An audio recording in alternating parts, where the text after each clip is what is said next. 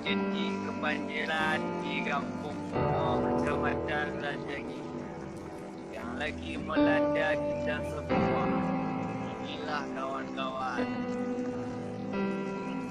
terjadi kebanjiran di kampung Kumo, Kecamatan Rajagi yang melanda kita semua. Kawan-kawan, coba kalian lihat dan kalian renung, seandainya kebanjiran ini di kampung kalian masing-masing, apa ada pendapat buat kalian ini sudah membawa kayu rumah